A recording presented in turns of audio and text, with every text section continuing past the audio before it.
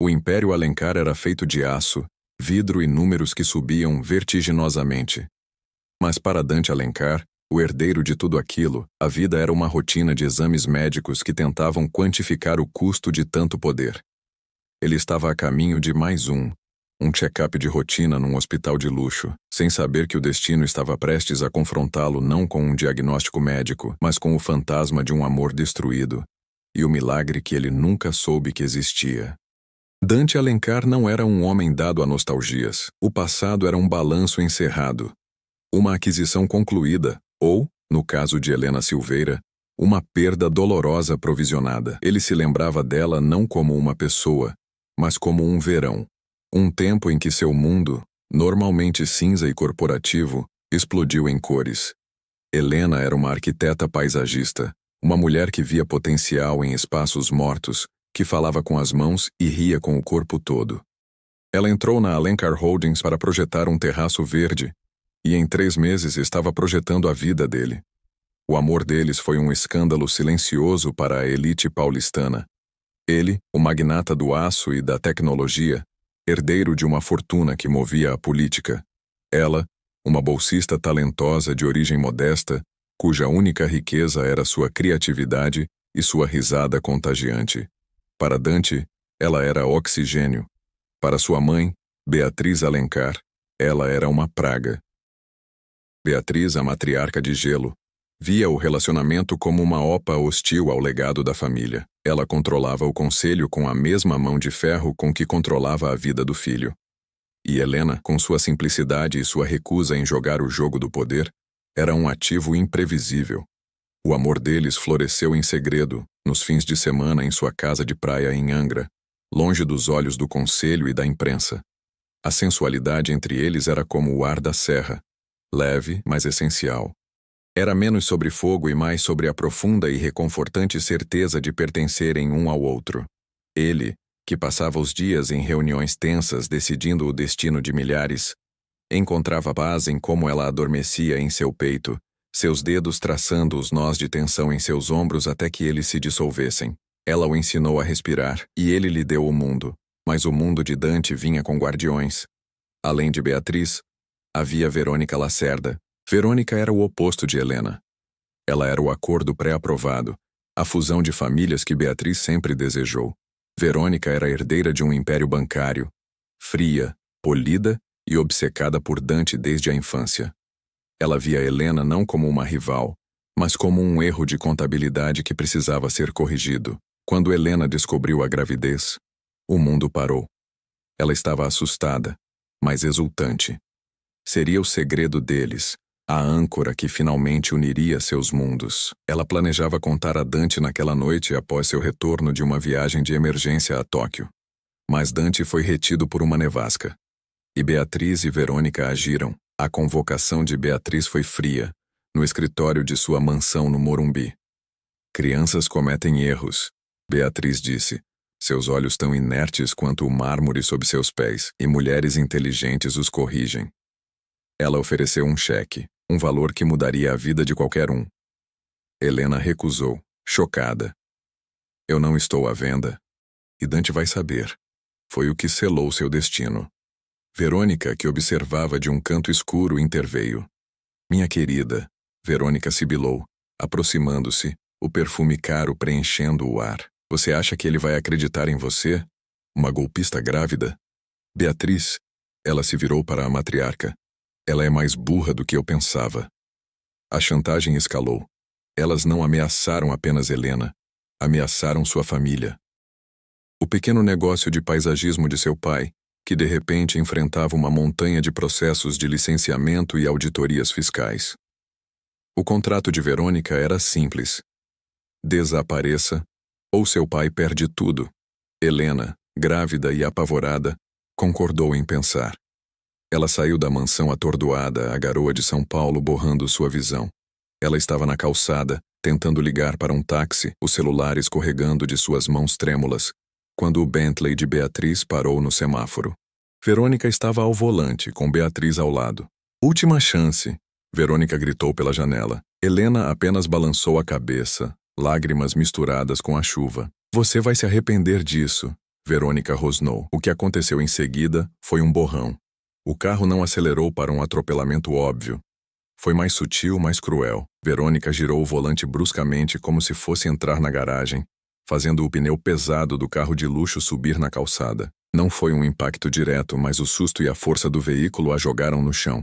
Helena caiu para trás, batendo as costas e o quadril na grade de ferro de uma árvore.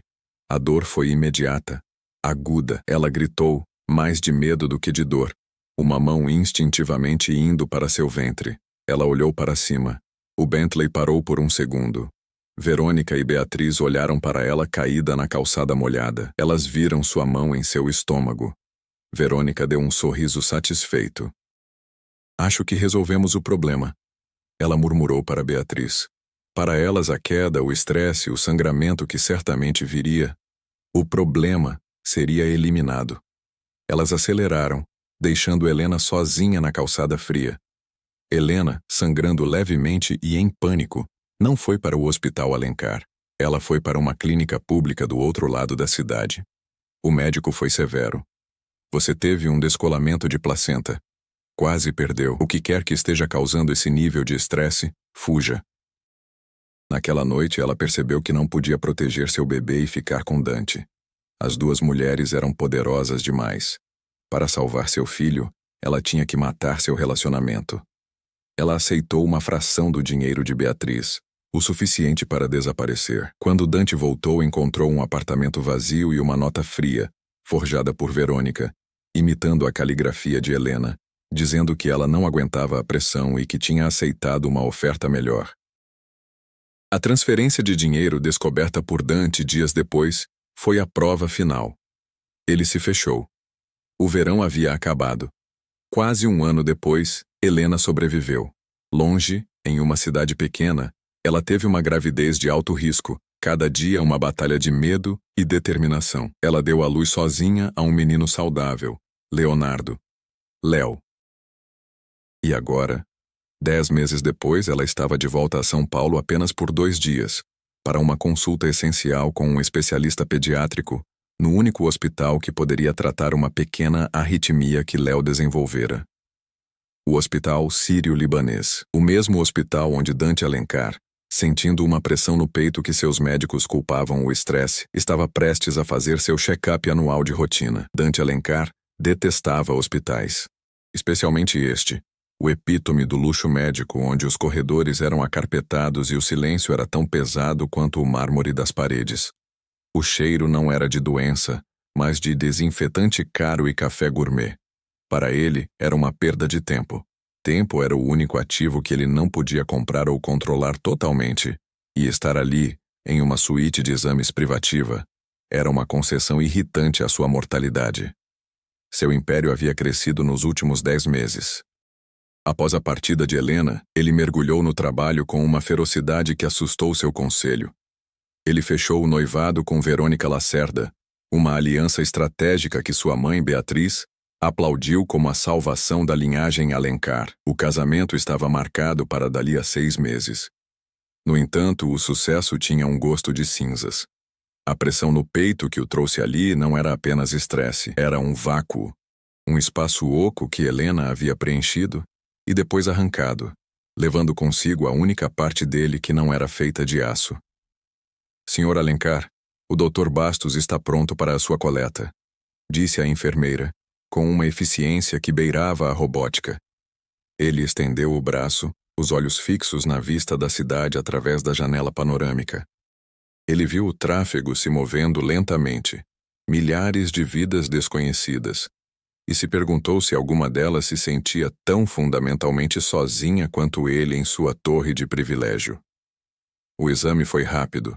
Sangue, pressão arterial, alta, como esperado. Um eletrocardiograma que parecia satisfatório, mas estressado. O médico sugeriu meditação. Dante quase riu. Ele não meditava, ele dominava. Eu preciso de um café. Ele rosnou para seu segurança, que esperava do lado de fora da suíte. Espere aqui, eu preciso de 1 minuto. Ele não queria o café gourmet do lounge privativo. Ele queria ar, mesmo que filtrado. Ele conhecia aquele hospital. O conselho da Alencar havia financiado a nova ala de cardiologia. Ele sabia de um jardim de inverno escondido, usado principalmente pela equipe, um lugar onde ele poderia respirar por um momento sem enfermeiros bajuladores. Ele saiu pela porta de serviço ignorando a placa de acesso restrito e entrou no labirinto de corredores brancos e frios. Foi um erro de cálculo. Ele virou à esquerda quando deveria ter virado à direita. O silêncio da ala VIP deu lugar a um tipo diferente de ruído. Bips mais insistentes, conversas apressadas. E então, o som que era completamente estranho ao seu mundo diário. O choro agudo e desesperado de um recém-nascido. Ele franziu a testa. Ele havia emergido na ala de transição da maternidade pública, o ponto de intersecção entre o prédio antigo e o novo. Era mais lotado, as luzes mais fluorescentes. Um cheiro de leite em pó e talco pairava no ar. Ele estava prestes a se virar, irritado com o desvio quando seus olhos travaram. Não foi a mulher que ele viu primeiro, mas a dificuldade. Uma mulher estava de costas para ele, em frente ao balcão de alta da pediatria. Ela parecia exausta. Ela usava um jeans simples e um suéter que parecia grande demais. Ela estava tentando, com uma mão, assinar um formulário em uma prancheta, enquanto a outra mão tentava desesperadamente acalmar um pequeno bebê aninhado em um canguru contra seu peito. O bebê estava chorando, um som que rasgava o ar. A caneta caiu de sua mão. Ela se curvou para pegá-la, um movimento que parecia custar-lhe toda a energia do mundo. Eu sinto muito, ela murmurou para a enfermeira, sua voz embargada de cansaço. Ele não dormiu bem. Essa voz. O mundo de Dante Alencar, que se movia na velocidade da luz, parou, congelou. O som do tráfego, os bips, o cheiro de café, tudo desapareceu. Era uma voz que ele ouvia todas as noites em seus sonhos mais profundos. A voz que ele amaldiçoava pela manhã por tê-lo traído. Ele deu um passo. Não pode ser. Ele sussurrou para si mesmo. A mulher se endireitou, ainda de costas, e passou a mão pelo cabelo. Era um cabelo mais comprido do que ele se lembrava, mas a cor era a mesma, um castanho que parecia ter fios de ouro e mel quando o sol batia. Seus ombros tremeram. Ela estava chorando silenciosamente. A enfermeira, impaciente, disse: Senhora, eu preciso da assinatura para liberar os exames. Eu sei, desculpe, ela fungou. Dante sentiu seu coração, o mesmo coração que o Dr. Bastos havia declarado estressado, começar a bater de uma forma que nenhum eletrocardiograma poderia medir. Era um ritmo de pânico, de descrença e de uma esperança terrível e dolorosa. Ele deu outro passo. Ele estava a apenas alguns metros de distância. Seu segurança, percebendo sua ausência, apareceu no final do corredor, mas Dante ergueu uma mão, um gesto brusco para que ficasse. O bebê deu um grito particularmente alto, e a mulher se virou, embalando o pequeno rosto contra seu pescoço, tentando se proteger dos olhares de julgamento no corredor, e o tempo se dobrou. Helena Silveira. Seus olhos, que antes brilhavam com criatividade, estavam fundos e sombreados por olheiras roxas. Sua pele, que ele lembrava ter o cheiro de sol e jasmim, estava pálida. Ela estava mais magra, quase frágil, mas era ela. O choque a atingiu um segundo depois que o atingiu. Seus olhos se arregalaram. O nome dele formou-se em seus lábios, mas nenhum som saiu. Dante? Ela finalmente sussurrou, e a palavra pareceu quebrar no ar. O olhar dele não ficou nela. Desviou-se inevitavelmente para o pequeno pacote em seus braços. O bebê, sentindo a tensão de sua mãe, parou de chorar por um instante. Olhos azuis muito escuros, um tufo de cabelo preto. A mente de Dante, o mestre da análise de dados, começou a girar. 10 meses.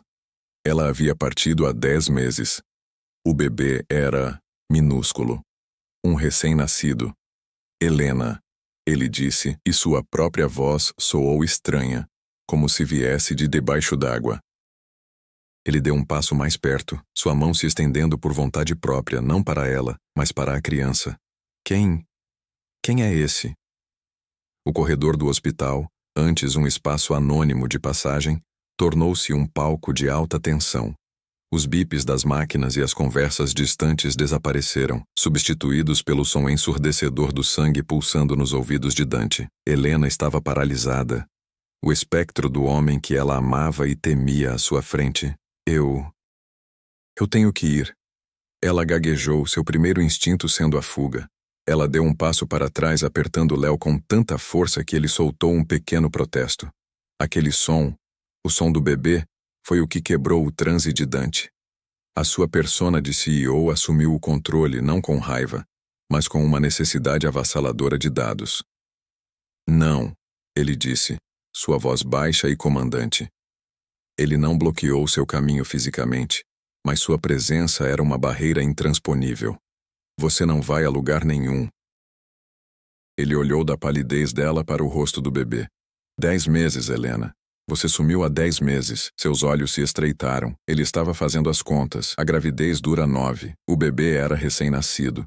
A matemática era simples e brutal. Ele é meu? A pergunta pairou no ar, pesada e perigosa. Helena olhou para o chão. A vergonha, o medo e a exaustão de 10 meses de sobrevivência solitária a atingiram. Dante, por favor, não aqui. Aqui. Ele insistiu, sua voz ganhando uma borda de aço. Agora. Ele é meu? As lágrimas que ela segurava começaram a cair molhando o gorro de Léo. Ela assentiu, um movimento quase imperceptível. Sim. Ela sussurrou. O nome dele é Leonardo. O mundo de Dante se inclinou. Um filho. Ele tinha um filho. Toda a raiva que ele nutriu por 10 meses, a traição pelo dinheiro, a nota de despedida, tudo começou a parecer incrivelmente irrelevante diante daquela pequena vida. Mas a raiva não desapareceu. Ela apenas mudou de alvo. Você o escondeu de mim, ele acusou. Mas a força da acusação foi minada pela absoluta confusão em seus olhos. Por quê? Pelo dinheiro? Foi por isso que você pegou o dinheiro da minha mãe? Para desaparecer com o meu filho? O rosto de Helena se contorceu. Dinheiro? Você acha que foi por dinheiro? A injustiça da acusação deu-lhe um súbito golpe de adrenalina. Eu não peguei aquele dinheiro para desaparecer, Dante. Eu peguei para sobreviver. A enfermeira no balcão pigarreou. Senhora, seus papéis. Dante a fuzilou com um olhar tão frio que a mulher recuou. Ele se virou para seu segurança, que agora pairava nervosamente a poucos metros de distância. Arranje uma sala, privada, agora. Em menos de 30 segundos eles estavam sendo levados para uma suíte de espera vazia, um daqueles quartos luxuosos reservados para famílias que esperavam por notícias que mudariam suas vidas. A ironia quase fez Helena rir. A porta se fechou com um clique suave, selando-os em um vácuo de luxo estéril. Dante ficou parado no meio da sala, seu terno caro parecendo blindagem.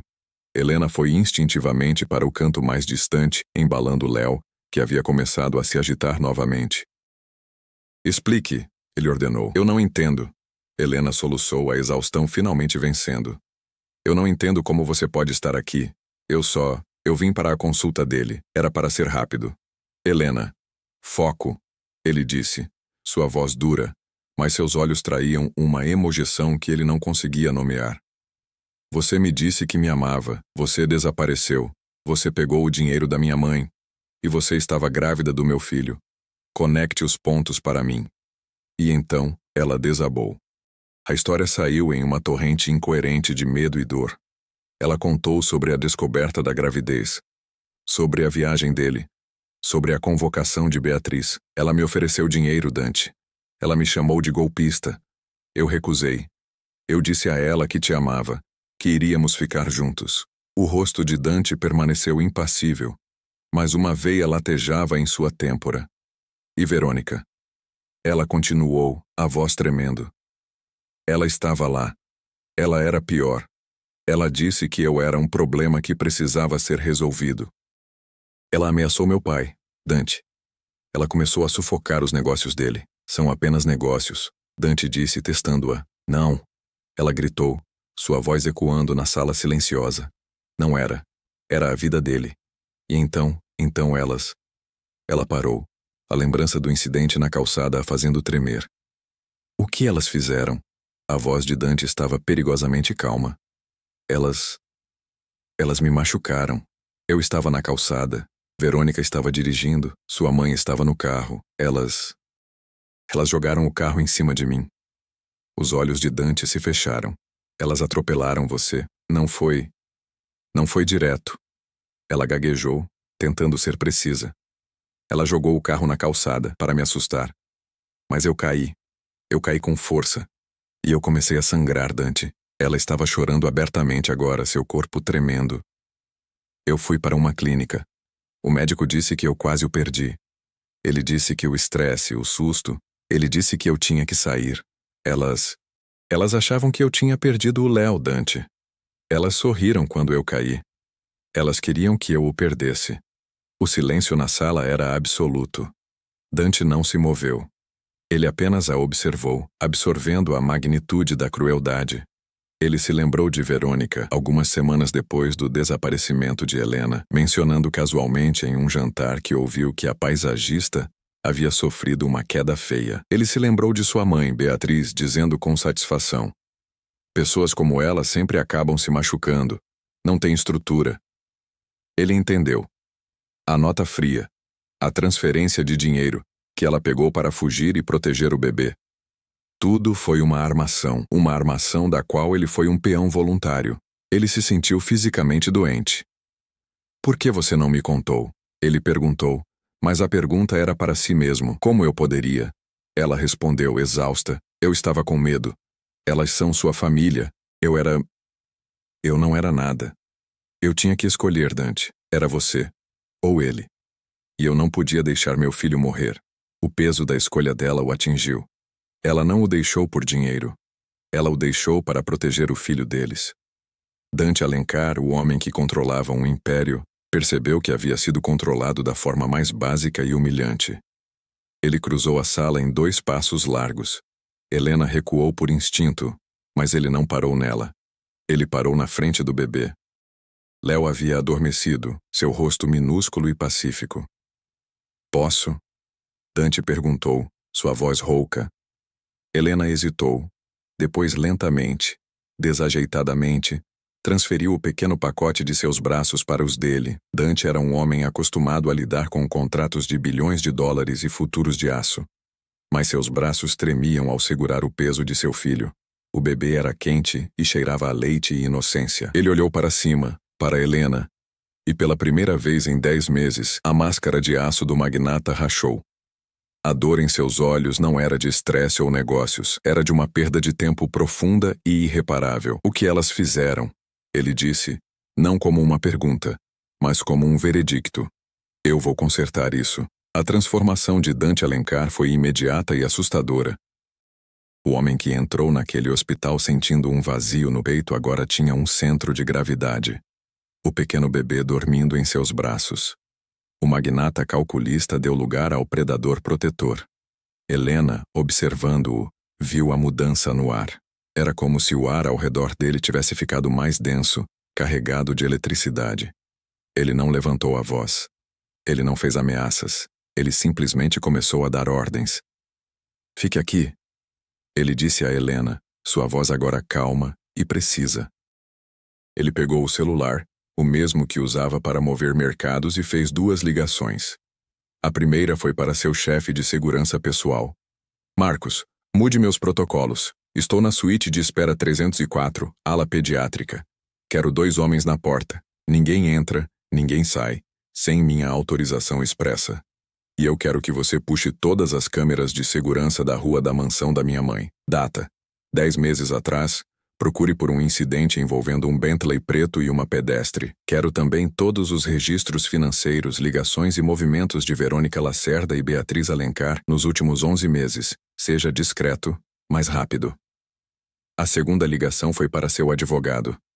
Cancele minha reunião da tarde. Prepare os papéis para a dissolução imediata do meu noivado com Verônica Lacerda. Sim, por quebra de confiança. E agende uma reunião de emergência do Conselho da Alencar para amanhã. Pauta: a remoção de Beatriz Alencar da presidência, por motivos de saúde. Ele desligou. O silêncio que se seguiu foi preenchido apenas pela respiração suave de Léo. Helena o observava, uma mistura de medo, e alívio. Ela tinha visto o poder dele em jantares e eventos, mas isso era diferente. Era a força de um império sendo mobilizada para protegê-la. Dante, ela começou. Ele ergueu os olhos do filho. Elas não vão mais te machucar, Helena. Nem ele. Nunca mais. A tensão que ela carregava há quase um ano começou a se desfazer, e com isso, a exaustão a atingiu como uma parede. Ela quase caiu. Dante estava ao seu lado em um instante, ainda segurando Leto com um braço, usando o outro para firmá-la. Você não comeu, ele afirmou. Não perguntou. Ele apertou o interfone da sala. Tragam comida. Sopa, sanduíches, suco de laranja e café. Muito café. E tragam tudo o que precisam para um recém-nascido. Fraldas, fórmula, o que for. Ele olhou para Helena. O que ele precisa? Eu o amamento. Ela sussurrou, sentindo o rosto corar sob o olhar intenso dele. A domesticidade daquela confissão pareceu estranhamente íntima no meio daquela crise. A expressão de Dante suavizou, uma emoção complexa passando por seus olhos. Ele estava lidando com a realidade de 10 meses perdidos, certo? Ele se sentou ao lado dela no sofá de couro macio, o bebê ainda em seus braços. Por um momento eles não eram o magnata e a fugitiva. Eram apenas duas pessoas exaustas, olhando para o filho que haviam criado. Leonardo, Dante testou o nome. Significa valente. Helena disse suavemente. Ele foi tão valente, Dante. Ele lutou tanto para estar aqui. A comida chegou, e com ela, uma enfermeira pediátrica que Dante havia convocado.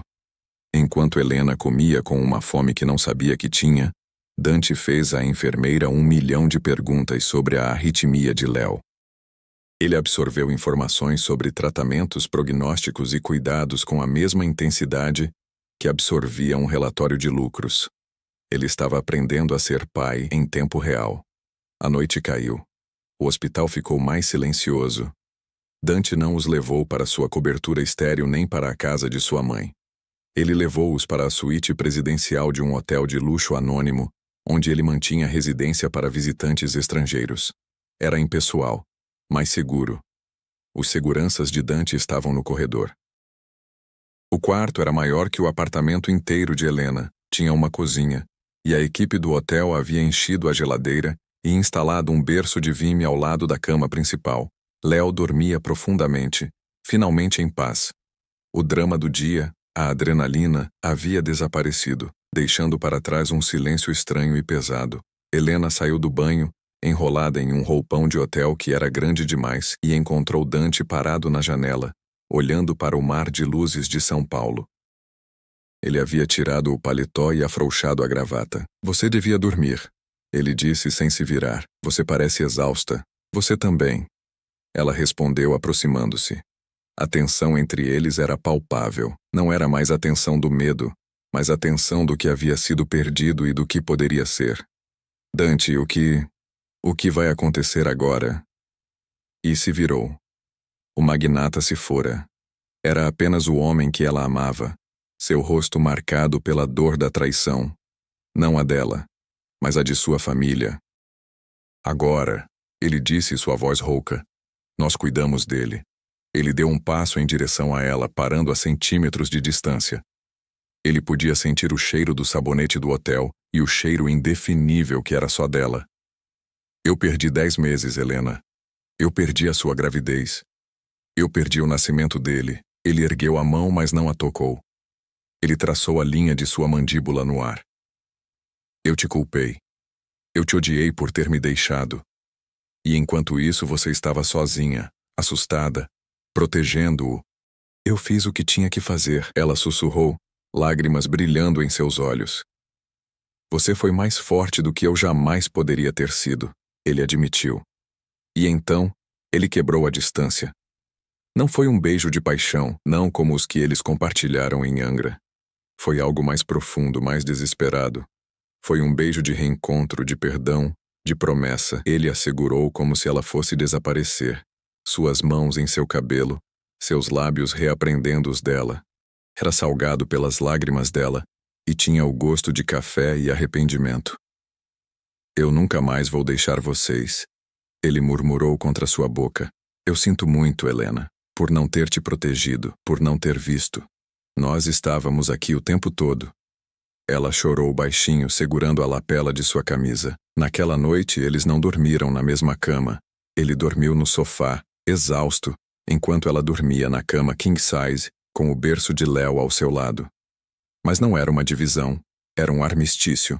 A manhã seguinte trouxe a guerra. O celular de Dante explodiu. Verônica estava lívida.